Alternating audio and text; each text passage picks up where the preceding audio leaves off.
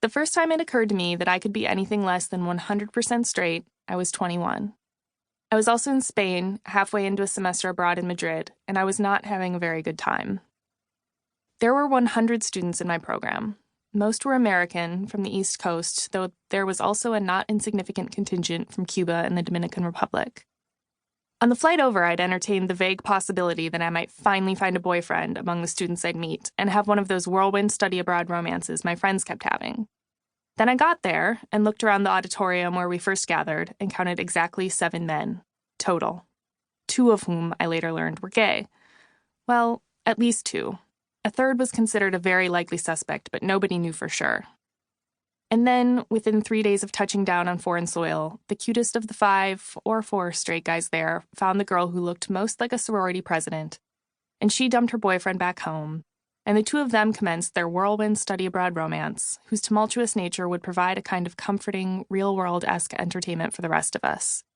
Seeing as the demographics really allowed for only one heterosexual, high-drama, study-abroad relationship, I immediately admitted defeat and settled instead on finding lifelong best friends. That mission didn't go much better. The closest I came was a trio of Penn State students who'd arrived in Madrid as a fully formed clique. I could rope them into a night out or, my preference, a daytime historical site visit once in a while. But they were wealthier than me and much bigger partiers than I was. Not hard to be. And kind of bitchy.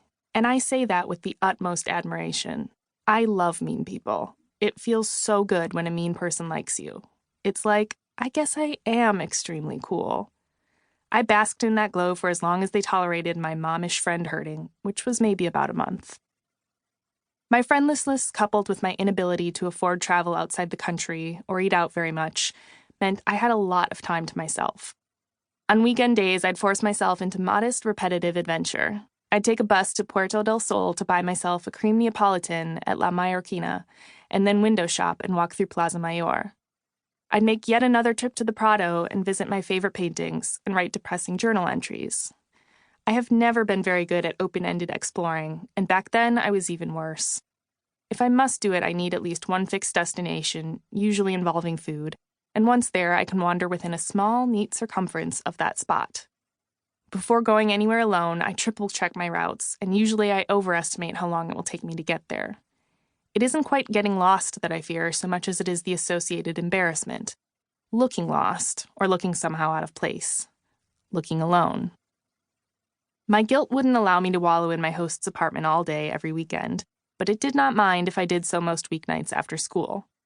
In the afternoons, at the end of my half-hour, humid, and mostly uphill walk home from the university, I would stop at the shop across the street to buy a Diet Coke and a little bag full of gummy candy, and then I'd head upstairs for the night.